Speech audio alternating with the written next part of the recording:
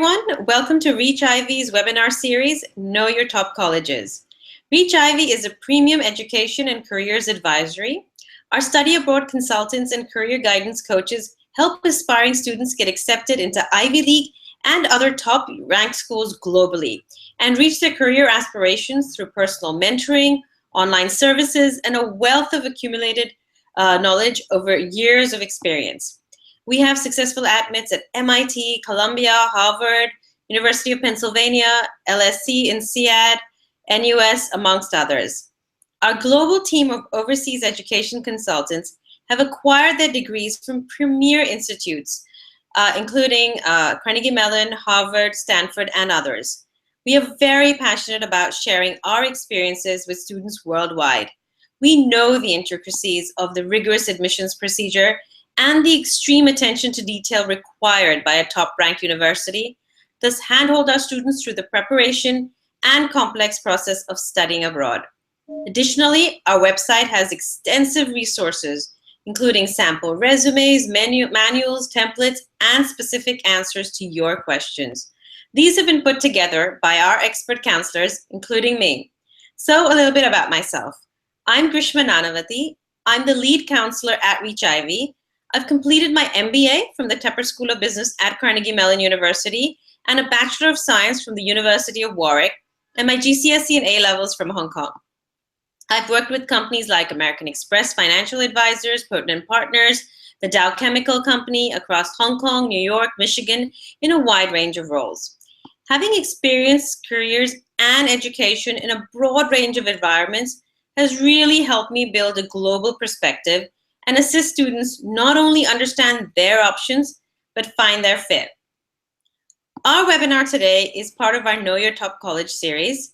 We've launched this special speaker series to help students get a deeper insight into top colleges globally and decipher the application process. Our speaker today comes from a school that's all about invention.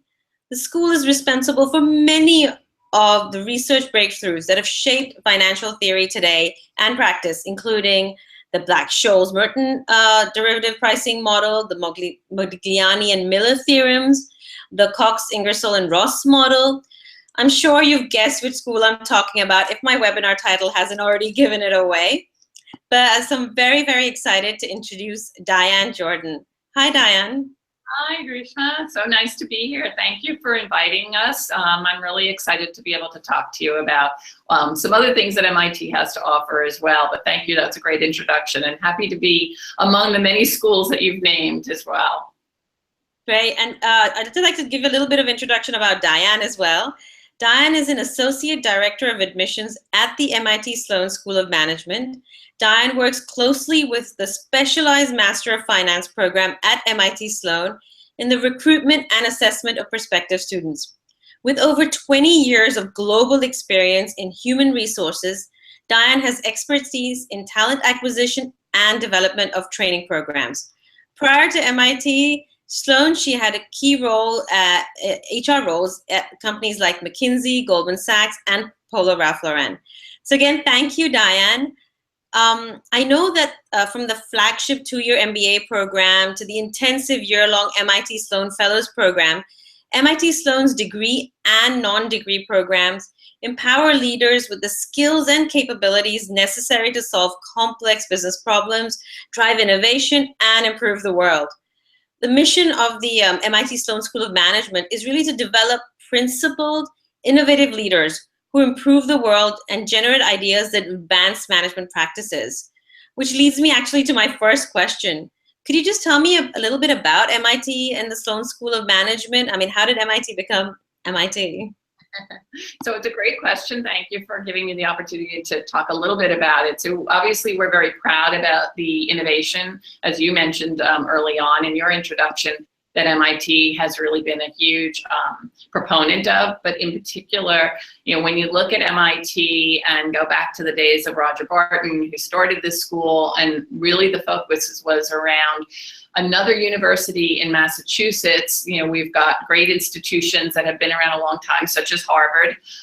Why MIT? And really, it was intended back in those days to really bring out what we felt was important in terms of innovation, but how you do that from the standpoint of mind over hand, or mens et manus, which is one of our mottos, or our motto. So a lot of what has evolved over the years, and most people are most familiar with MIT for the T, the technology.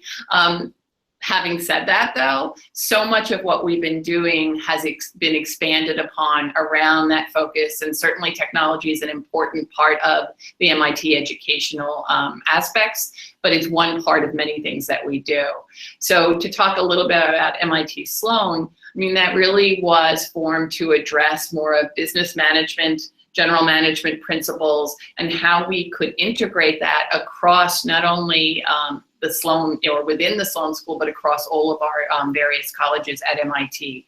So whether it's engineering, whether it's architecture, whether it's the humanities and social sciences, it's really one of the key things for MIT is to be able to have that cross collaboration within our own community, or ecosystem, as we like to refer to it. So the Sloan School is really amazing in the sense that when you're here as a student, and as you mentioned, we have programs even for undergrads who are interested in business and management, all the way through very experienced level professionals who have 15+ prior work experience.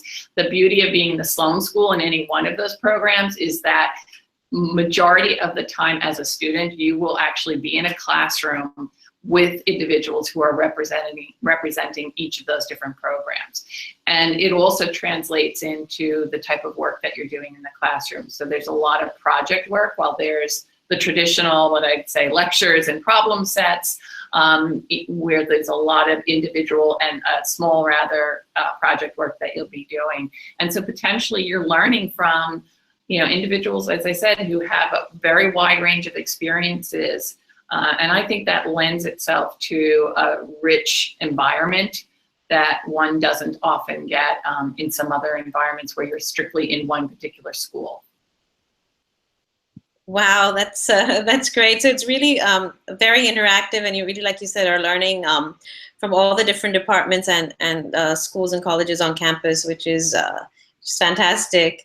But I'd like to, if you don't mind, shift my focus to finance. Okay. MIT Sloan has a powerful finance legacy. I mean, I touched upon it earlier, like pioneers like Fisher Black, John Cox, as well as Nobel laureates like Myron Scholes and Franco Modigliani, all have roots in the MIT Sloan Finance Group. So could you maybe talk to us a little bit more about the Master of Finance program at the Sloan School of Management? Also, you've introduced the 18-month program. And what its objective is with the internship. So I would love to know just what's happening with these programs, because those are big shoes to fill.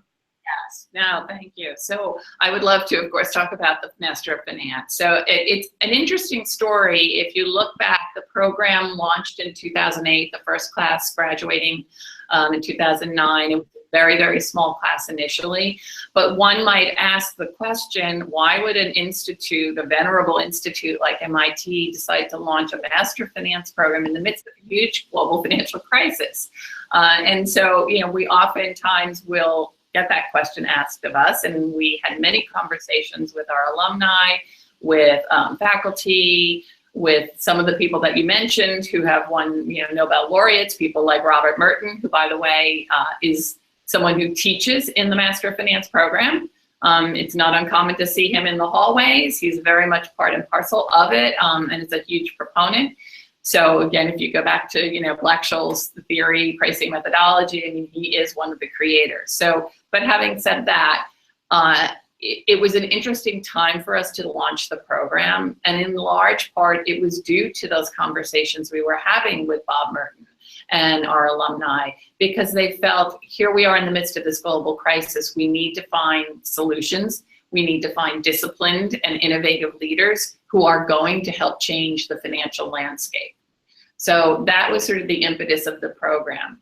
So we've been around for several years now. I'm proud to say that the program has really grown in not only nationally in terms of being one of the top programs, but we are #1 globally for Master Finance for early professionals. And we're very excited about that. And that's among, many other schools, not only in the US, but internationally. So, the program itself, yes, it was designed initially to be a 12-month format. And it still is the design if for someone who feels that that's the time period that they want to really dedicate to continuing and furthering their or advancing their education in the area of finance. Having said that, though, there's this option, which is really the 18-month format. It was a pilot last year. What we learned, in talking to alumni and others, was that one thing that we were missing, particularly for international students, and hopefully this talk speaks to your audience, is that they were missing that internship. And for individuals who are looking to go into certain roles, whether that's what I call more traditional investment banking on the corporate finance or advisory side, or going into general management consulting, that internship can be a real feeder into a full-time opportunity. So for a number of reasons, we thought, let's launch this format and give people that option. And we had our first class. They just completed their first summer internship. So we only had 30 seats that we had allocated for the 18-month format. But they've all come back from their summer internships and had very exciting and great experiences. We will provide more statistics around that in another month. We're still collecting all the information, but we will continue to offer an 18-month format for anyone who might be interested in it. So again, you can do it in the 12 months, but the 18-month is also possible. It's the same degree regardless. In the 18-month, again, there's a summer internship option, and particularly, as I said, for people going into certain fields in the industry or in consulting, it's very valuable. Or for someone who has not had any exposure to the finance industry in the past, it's an opportunity to do that.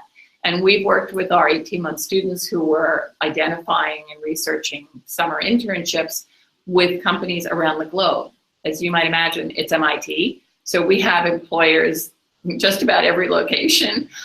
We actually had some summer interns who went to Hong Kong, for example, and worked for one of the large money center banks there. We've had them in London. They've been in the States. So it's really, we're trying to provide as much flexibility and opportunity for individuals who are going into the summer internships as part of the 18-month. The other thing I want to mention is that we were this year awarded classification as a STEM designated program. So again, whether you're in the 12-month format or the 18-month format. And what does this mean? It means a lot of things. We did a lot of work behind the scenes to really build out our program so that it would meet the requirements of being STEM classified, such as advanced financial mathematics, some other quantitative analytical coursework that we just continue to build on what we already had.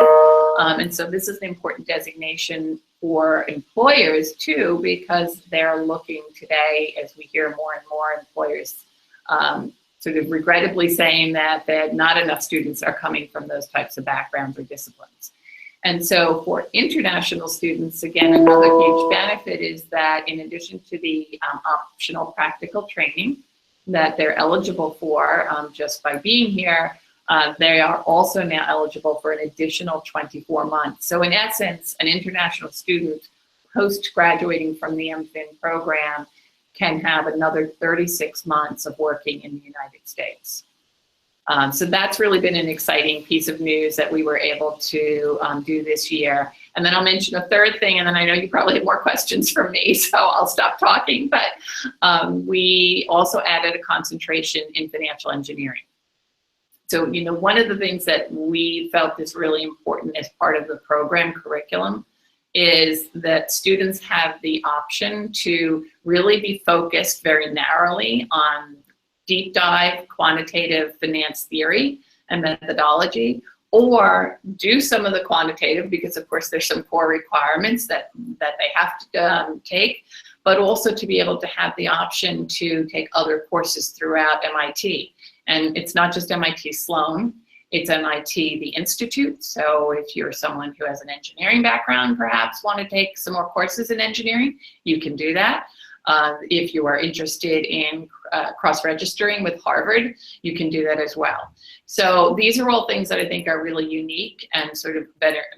Most of our students do take advantage of all of that. So I've said a lot now. I know you have more questions, so I could go on. No, but this is what I really admire about the program, because you really are looking at, what are students out there looking for, and the internship, the cross collaboration between different departments, and just all the different things that you've implemented. Now STEM obviously is great. It really caters to and helps the students truly learn what they're looking for in a program. So it's great that you're listening to what students out there are wanting, and then implementing that into the program as well, which is fabulous. Which really so thank you for the background about the school and the program. But I would also like to know a little bit more about the day-to-day. Like, what is a classic day in the MFin program? Could you maybe talk to us? I mean, like you mentioned one of the professors already, but maybe one or two professors or classes. I know you also have the pro seminar and the finance research practicum, these are also great opportunities that really drive home MIT's mantra of learning by doing. So maybe could you just describe us a little bit about the classes and the day-to-day interactions on campus? Absolutely. So let me sort of look at it from the perspective of the students coming in. All are coming in with somewhat different goals and objectives in terms of how they want to shape their 12 months or 18 months when they're with us. And one of the ways that we work with them is we have dedicated academic advisors, in addition, by the way, to career advisors. We can talk about that a little bit later on. But the academic advisor is going to sit down with the students both one-on-one as well as collectively to talk to them about how best to leverage the time and take advantage of the time that they're here in gaining the knowledge that they are really, and the skills that they're really looking for, that will hopefully translate into the careers that they want. So most of our students take anywhere between 4 or 5 classes a semester. And that's sort of a standard. Some of our students will mix it up, as I said, and take obviously what they need to take in terms of the core requirements. But a typical day is Monday through Thursday classes, depending again on their core requirements and where they are with meeting those core requirements. In each semester, we have a set of core requirements that they have to fulfill. We also, by the way, have a summer term, which I should mention now because it is unique as compared to any other programs on our campus, with the exception of Sloan Fellows. Our MFin students start in July. And I know for a number of students, particularly the ones who are coming right from a bachelor's program, that sometimes that is viewed as a little bit of a hardship because they're just completing their bachelor's or undergraduate university. But there is a real solid reason for doing that, and it's very much an academic summer term. It's not just about orientation, it is about actual coursework. And during the summer term, it is very quiet on the campus. The students have an opportunity to get acclimated, particularly international students who may not have lived in the States at all or been to the Boston, Cambridge area. They get to bond with their fellow students, and they're taking courses in either advanced financial mathematics or foundational financial mathematics. There's actually an assessment exam in the summer to determine which of those 2 courses they will take. They'll also be taking finance theory, they'll be taking financial accounting. So it's a pretty full summer term. So I mention that now because I want to make sure people know that it's not something that's optional. It's actually part of your time, whether you're in the 12-month or in the 18-month format. So students typically Monday through Thursday, Fridays, they do not typically have classes. It's recitations and then really catching up. There's so many other things that make up the ecosystem of MIT, in particular MIT Sloan. So we really want students to take advantage again of Sloan clubs. We have over 60 clubs. Everything from quantitative finance, which by the way was founded by an MFin student, through, fun clubs, because we do want people to, yes, your primary reason for being here is academic, but we want people to have fun as well. So there's actually something we call the Happy Belly Club for people who enjoy food and exploring all the variety of food options that the Boston Cambridge area has to offer. And there's all sorts of workshops and seminars and other activities being part. Many of our students get involved in the Dean's Students Council, the advisory councils. So it really, each student is unique in the sense that they come with some notion or idea about what they want to accomplish while they're here. And yes, absolutely, the schoolwork is important. In terms of action learning, I'm glad you mentioned that, because that is a critical component, and it is across MIT Sloan and MIT. Action learning was really, something that we believe was founded here, call it experiential learning. But for us, we have 17 action learning labs across MIT Sloan. The MFin students are not necessarily able, because of their schedules, to take advantage of all of those potential labs or courses. But we do have one that is specifically designed for MFin students, and it is the Finance Research Practicum, or FRP. And it is where students are in small teams. May not only be just the MFin fellow students, it could be students from other programs as well. They form these small teams that work directly with a company sponsor, and these companies are around the globe.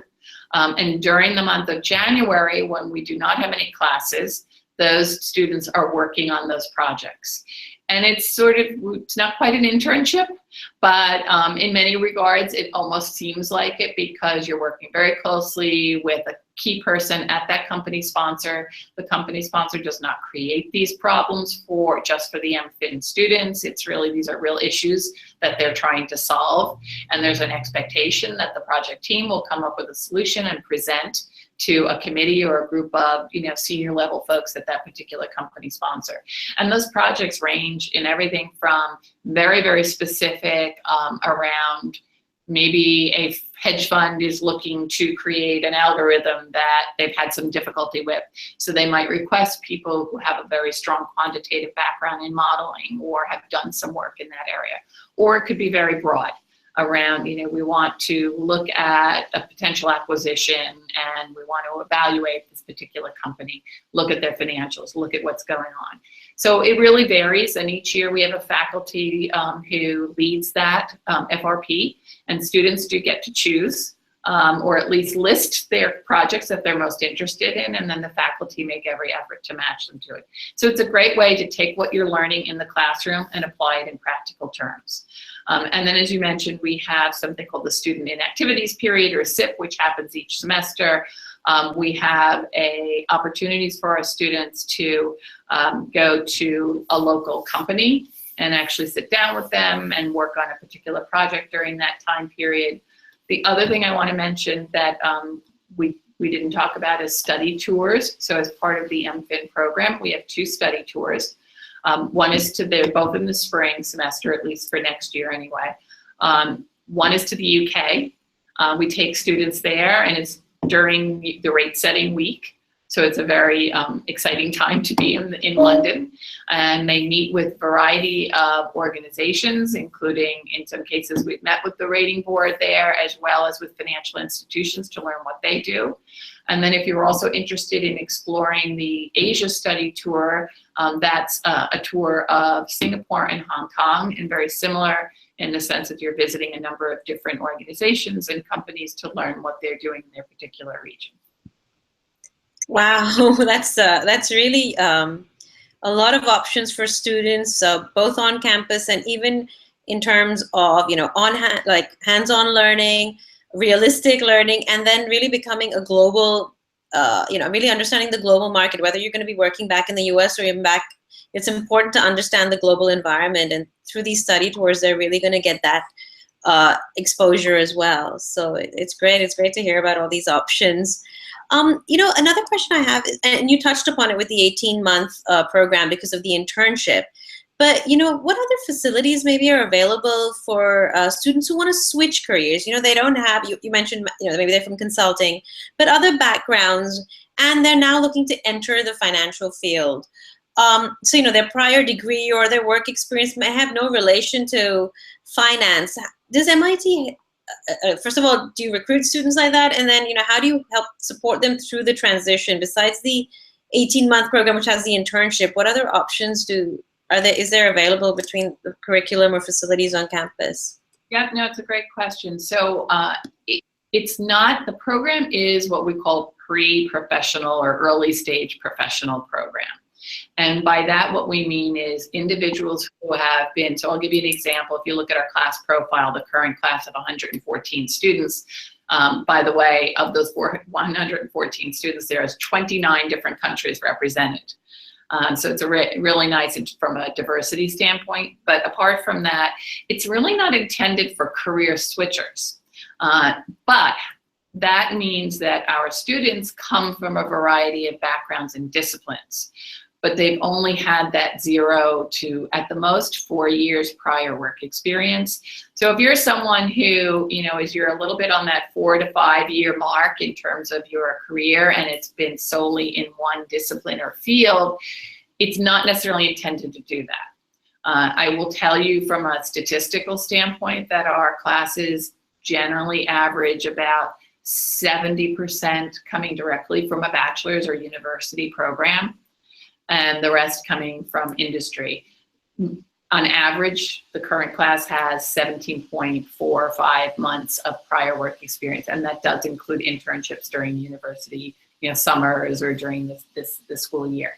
So I want to just clarify that because it really isn't for people switching careers.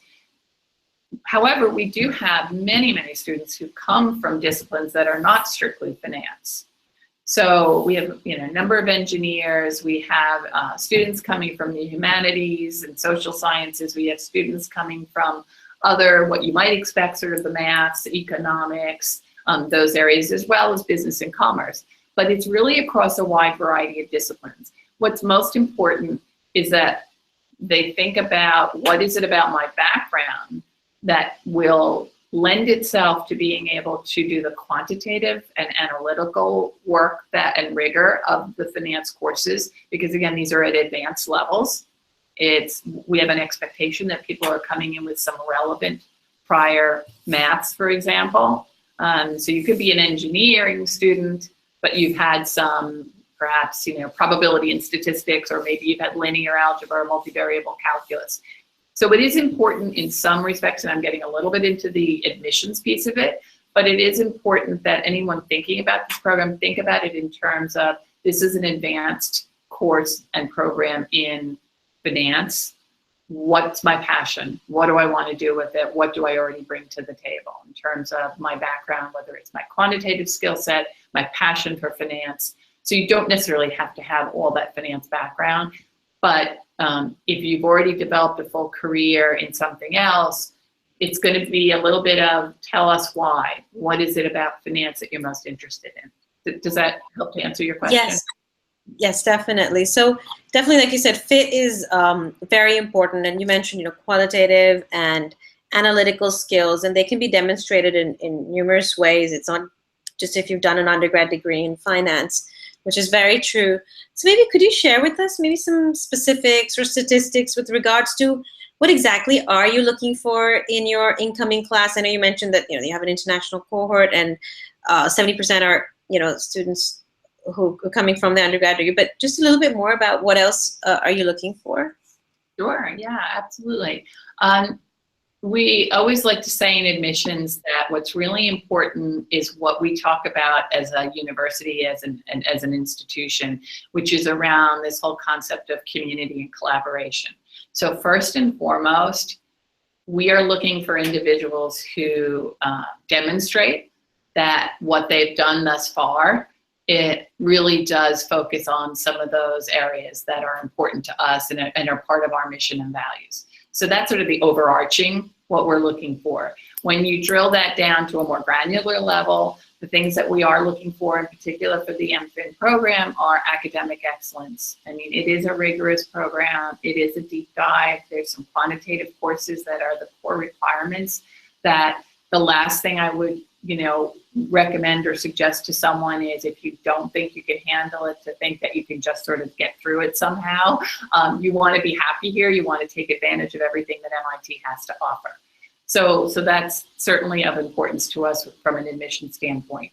Academics, what have you done thus far? Where I often get asked the question, do I need to focus more on what I want to do in the future? Well, we're certainly interested in why would you want to pursue an advanced degree in finance? What are your career goals and objectives? But we're also just as equally, if not more, concerned or interested in learning, what have you done thus far? What have you done to demonstrate that you have a passion for finance? You've got the quantitative skill set and analytical skills to be able to get through a program such as this one. So those are two very key components. And then there's the one that there's lots of nuances around it, and it's really your story. So we're looking for people to tell us their story. What led you to this point? Why again do you feel that this is going to be important and valuable for you as an individual, professionally and personally? We want to know who you are, because so much of what, as I mentioned earlier on, of what happens on the campus and in the classroom is participatory.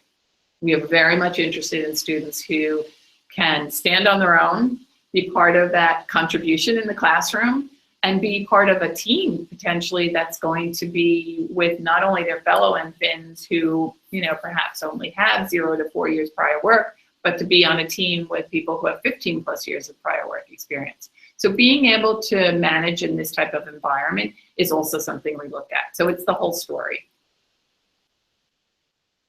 Great. So, obviously you're looking at the student background, be it in their work front or academically, what have they been, what type of skills and, things have they demonstrated both inside and outside of the classroom.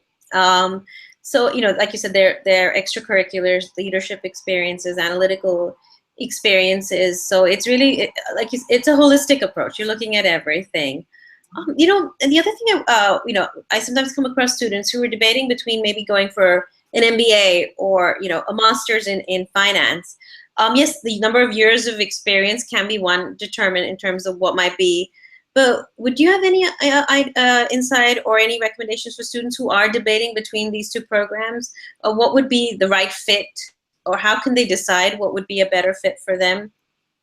So, it's a generalization, but I will say that for students who are really most interested in that deep dive in finance and see themselves applying it immediately from the MFin program, then that makes sense for them to be able to come into the Master of Finance program. That they, again, maybe they're not working in the industry, or maybe they are. Regardless, they have an interest in a very specific focus on finance. And it doesn't have to be finance in a financial services firm. It can be finance in a lot of ways. We have a number of students every year who go and work for regulatory or governmental organizations in a financial role. Having the very strong and deep theoretical as well as practical knowledge and skills around, it's a complex world these days, and so much knowledge is needed in being able to understand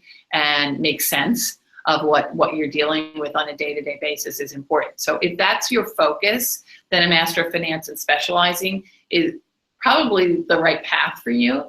For, I don't know the exact statistics, but I know a very significant population of MBAs at MIT come into the MBA program knowing that they want to change careers, change function, change industry, that they basically look at it as, this is my opportunity to learn some really fundamental general management skills, and then also maybe have a focus in an area that I haven't done before and that I'm interested in pursuing later. That's very different than coming into a Master of Finance specialized program. Right, so I guess, students really have to do a thorough introspection in terms of their background, where they're aspiring to be, and what are the gaps they're looking to fill. And I think that would probably give them the answer to which path they should go. And obviously, once they decide that the master's in finance is there for them, they're going to start the application process. So could you maybe walk us through this year's application process and the essay as well that students have? Absolutely. And get started early. It's my first tip. Don't wait, especially when it comes time to ask for letters of recommendation. So I'll just walk you sort of quickly through, there's certainly some application materials that, the application is on our website now, it's online. Definitely, if they haven't already taken a look at it, should, because they're very specific materials that we are, documents that we're asking for. And the last thing you want to do is submit an incomplete application by our deadline. So we have one deadline. It's the 5th of January if you're applying for next year's program that starts July 5th in 2017. So the January deadline is the only one. There's really no need to rush to submit everything. But if everything is ready and you feel it's strong and you want to submit it November 1st, do it. But we do not do a rolling admissions. We don't pre-qualify anyone. So I say that because there is a lot of information that we're asking for. We want, yes, of course, a resume or CV. We don't have a standard template or format other than asking that it be one page, reverse chronological order. There is an essay. The essay really revolves around the mission and values of MIT and how what you have done thus far and what you're thinking about doing in the future sort of aligns with our mission and values. It's 500 words.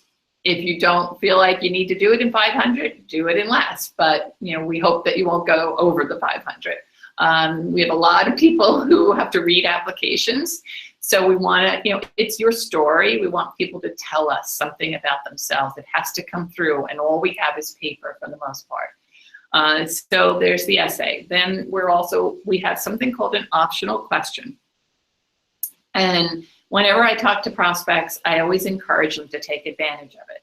You can be creative. It's another opportunity for you to tell us something about yourself that perhaps doesn't come across in any of the other materials, whether it's the essay or other things, letters of recommendation about yourself that you think we should know. And you can be creative. We've had people do videos. They send us the link. The videos shouldn't be any more than 2 minutes. But send us a video. Be creative. This is your chance to tell us something. It's not necessarily a place where you should be telling us that MIT is your dream school and I have all my life I've wanted to go to MIT. That's great, but that's not what we want to hear in the optional. We want to know something else about you that you think would, again, it's going to be valuable to anyone who's reading or reviewing your application. Then we also ask for 3 letters of recommendation for the Master of Finance program. 1 academic, 1 professional, and then the 3rd is really of their choosing. And I would say my advice, if you will, is when it comes to asking recommenders, and again, this is another question I get many times, is it better to ask the CEO of company ABC, who maybe doesn't know me that well, but obviously a very senior level person in the organization, or should I ask my immediate direct supervisor? And definitely, hands down, the supervisor. We have a set of 7 questions that those recommenders have to respond to, and they're very specific around things like, how did this person contribute to the classroom or in the professional setting? What kind of work did they do as part of the team? What are their communication and leadership skills? So you really want to give some careful thought to whom you're asking to do the letter of recommendation. We pay attention to them. And then I would say the other piece of the application pieces, I should say, are the test scores. And GMAT or GRE, we absolutely have no preference. Much like our other programs, we have no preference, and we do not need to see how many times they take the test. We're assuming they're only going to submit the top score. So it's just make sure you take the test in time that you can self-report by the January 5th deadline. Again, if you don't have everything in by that deadline, you essentially have an incomplete application. And it's really a huge disadvantage for the applicant. And then I would say the one thing that we introduced this year is for students who are not native English language speakers. They do have to take the IELTS or TOEFL, and if they have not had their entire bachelor's program in English. And unfortunately, countries that list the English as an official language are not exempt from that. So we do require it, but we're not doing it to be in any way difficult or make it challenging. But I know that a lot of our peer schools do the same, have the same policy in terms of the IELTS or TOEFL. So we do require that. But essentially what happens is we've got all this great material, all this information. It's your story. You want to tell it to admissions folks that are looking at it in our committee. And then the next step that happens is we review everything after the deadline, and we invite a subset of individuals to interview in person. Typically, those interviews happen in the month of February. And fortunately for hopefully the folks in your group, that we are in India, or at least we were in the past few years, so I expect that we will be there again doing face-to-face interviewing. And the interview really focuses on a couple of things. We're looking to just confirm some of the things that you may have told us about yourself in the application materials, but it's also a time when we're going to be looking to ask you questions that are focused on competencies or behaviors.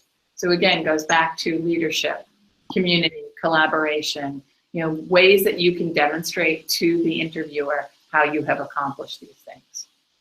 And then we make decisions and we release them on the 6th of March. We do have a committee that includes our faculty. They are very much vested in and have invested a lot of their time in the program. So that's how it really works. And then April 15th is the day that we hope students will get back to us and let us know the decision.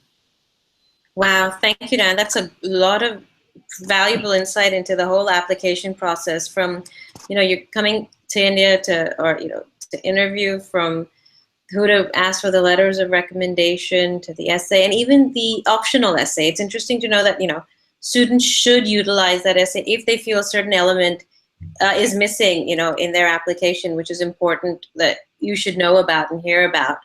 And, it's also important to know not to use it just to say, why MIT? Because obviously if they're applying, that they're very keen on that.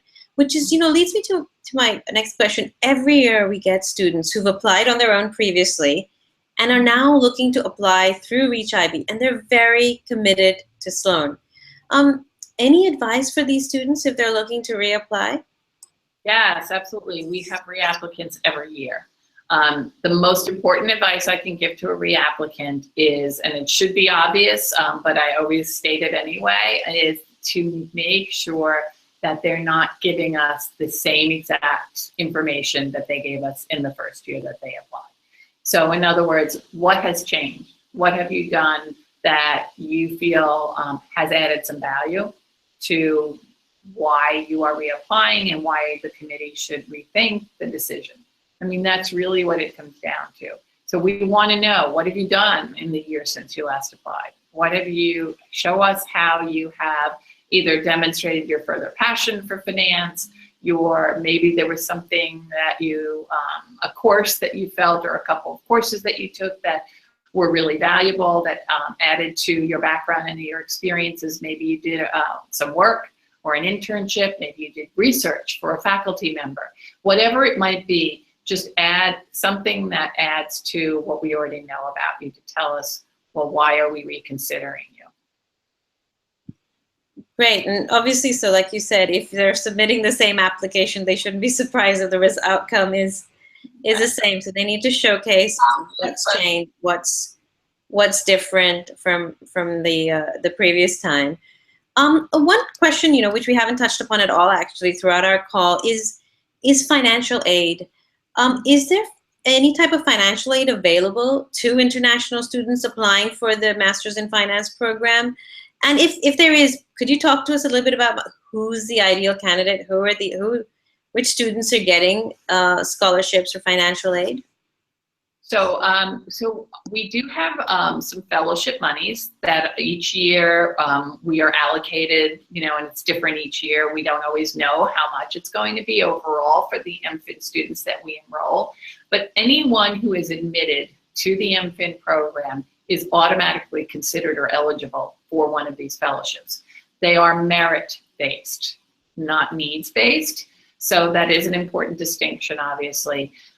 What the committee is looking for when they decide on these merit-based fellowships is a combination of factors. Yes, again, looking at all of the applicants and everyone who's been admitted, looking at that admitted student group population and selecting them based on academics, based on relevance in terms of finance or passion for finance, and then also looking at geography.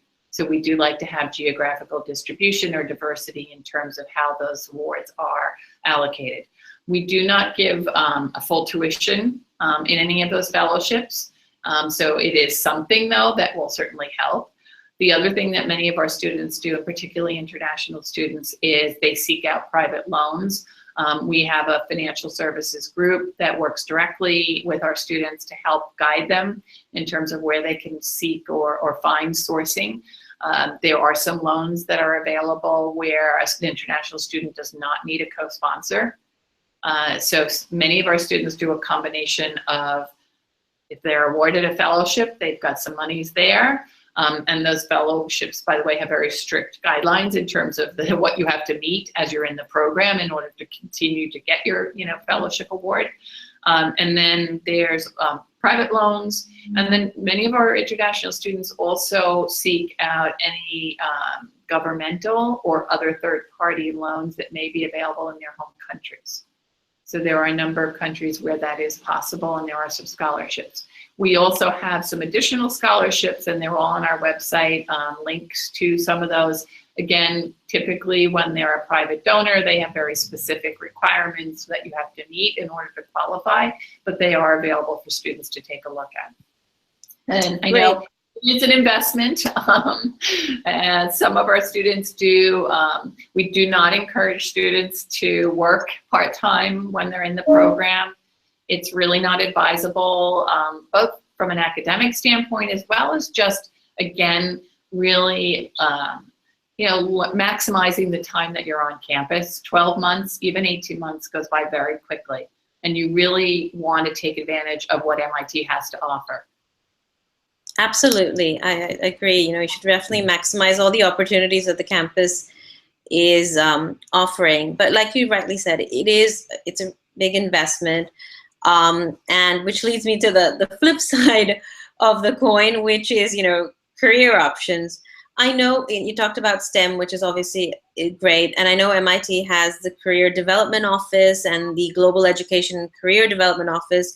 So maybe could you talk us through how Sloan assists international students with career guidance and placement, especially, for both their students who are looking to continue working in the US, and there are others who are looking to go back to their home country. So what type of support would they receive? Yeah, no, sure. It's very important, and we totally understand and appreciate that because it is an investment. What we do is, so when the students arrive in July, in addition to their academic advisors and meeting faculty and others, obviously they're in classes, they will, the moment they step foot on campus, be assigned a dedicated career advisor. And these are just for MFin students. And they'll meet with them both, again, individually as well as collectively. We have something called Career Core, which is a series of workshops, lectures, seminars, really what I would say is putting together a toolkit that will help students to do an effective either internship search or full-time search, depending on whether you're in the 12 or the 18 month and where you are in the 18 months. So for students in the 18 month, they're first going to focus on that summer internship. And we also have an individual who works directly with employers globally to identify opportunities for our students, our MFin students. So there's the MIT Sloan resources. So putting together that toolkit, everything from, if you're going into consulting, case studies, learning how to, really land a potential interview with a consulting firm. So you've got to really nail those case studies down in order to do that. Helping our students with networking skills, LinkedIn, really all of the resources that are available, and working with students to do that. We can't tell a company to hire someone, but we can give our students all the tools that they need to be effective and help them to put together a plan. And if you're an international student, whether you want to stay in the United States and take advantage of your OPT, and stay for the 3 years, or you also want to look at all of your options globally, we work with you on those fronts as well.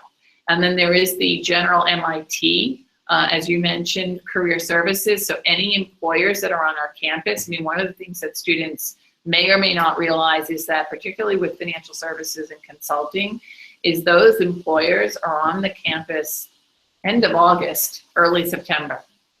So one of the other advantages for MFin students is being on campus in July.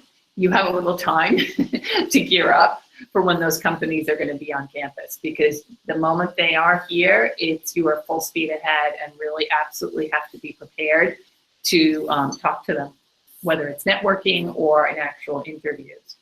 So there's lots of ways to do that. And the other, what I think is a very powerful piece of being at MIT is that we have a huge alumni network.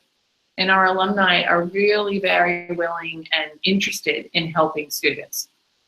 And so even the MFin program, we have a little over 500 alumni now around the globe.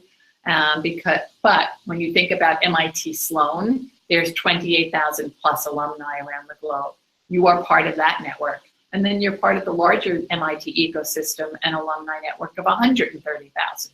It's extremely powerful. And we talk to our students all the time about how to leverage that network. Great, thank you. That's really good to know that there are so many options available for students who are looking for like their career options post graduation. Support on campus, both from the Sloan program and other areas, on the MIT campus, and obviously alumni. Which actually leads me to we had a student ask us a question, which I was going to ask after my last question, but I think this leads us directly there. Obviously, international students, not everyone's able to come onto campus or visit the US and visit MIT. So does that what are your recommendations to students who, first of all, should they make the trip there, or if they're not able to, what are the options that they have to learn more about the school, more about the program, and really, find if the school's the right fit for them? And that was a question asked by Krivi Rati from Ludhiana. Okay, great. No, it's a very good question. I wish we could be everywhere. I wish we could have, means for people to really visually see the campus. We tried to do that through our website. There's lots of student blogs. So I would highly encourage her to go, I think you said it was she, to go onto our website, read some of the blogs of MFin students. We have an archive of them, so you can really start to form a picture and a story about what some of the things are that they've experienced while they were here. We're happy to connect prospects with current students. The other way to do it is really to join webinars like this when we have current students who participate, and that does happen. So we've got on our admissions events page, there's a listing of various chats, online chats, or webinars, and in both those forums or formats, we actually invite current students to join us and answer questions directly. So while it's not quite the same as the visual being on the campus, we understand that that's not always possible. We try to make it, at least in some way, give those prospects an opportunity to get a sense of it through student stories, through some of these online events that we host. And we do visit countries. So we have been to India. I don't recall off the top of my head when we will be there again. It's another opportunity when we're there to hear from an admissions person or someone directly from the program office. So definitely take a look at the website to see if we're coming to India again, or when we're coming to India again. Sure, definitely. And obviously students and alums are also a great resource, and the website, and I guess now with the connectivity, there's so many ways to get a good feel and understanding of the program, of the campus, of the school. With obviously being there definitely makes a difference, but if it's not feasible, then there are a lot of other, as you point out, there's so many different ways they can really get to understand the school better. So thank you so much for that. And really, thank you, and you've really given us a great overview of the school, the program, and all the little intricacies of the whole application process and the type of students and what they should expect once they're on campus. So this really leads me to my final question, that if you had one piece of advice to give students interested in applying to the Masters in Finance program, what would it be? There's so many things that I would like to tell them to do, but I would say if I had one thing that I really wanted to highlight, it would be when you're submitting and putting together all of your application materials, be authentic or be yourself. That is, it comes across in so many ways, despite the fact that we may not be seeing you face to face initially. As admissions professionals, we know someone by what they've told us about themselves. We know someone by the recommendations that they're getting and what those people have said about them. So it really is important to be authentic. And I say that in reference in particular to the essay, because I know I find it hard for myself to really write about myself. If you know someone, like if you have a family member or you have a friend who you trust, to just take a look at your essay, review it, not to rewrite it necessarily, but to review it and to be able to say, you know what, Grishma, this sounds just like you. Or you've left something out about your life that is really important that you should say. So again, it's be yourself, be authentic. That's so important in everything you put together and how you present yourself to us. Great, thank you. That's like you said, that you have so many touch points that you're really able to get a good feel of the student from the resume, the letter of recommendation, the essay, and everything else. So it's important that they're themselves, because then that will really very strongly shine through in all elements of the application. So that's great advice. I hope all our students are remembering that throughout the application process. But thank you so much for all those insights, Diane. I mean, like I said, it was great to discover about the STEM, the internship, even to utilize the optional essay, the professors, the classroom, and then, like you said, the tours. I mean, there's so many different elements to the program, not just what's within the classroom, but the full exposure outside of the classroom. So thank you for all those insights. It really was a pleasure hosting you today. Thank you so much. I really enjoyed it too, and I hope this was helpful to your audience. And again, we have them, feel free. We have an admissions email. I would encourage them, if they have any further questions, to please reach out. We love to get the questions. We love to be helpful, and I look forward to seeing their applications. Absolutely. I know our students found this just as informative as I did. So thank you so much once again. And to all our students out there, please do subscribe to our ReachIvy channel to get more information on your top colleges. If you have any other questions, please email us at help@reachivy.com or log on to our www.reachivy.com website and submit a query. So thank you so much to our audience, and obviously thank you, Dan. It was really great speaking to you today. And we'll be in touch for sure soon. Thank you so much.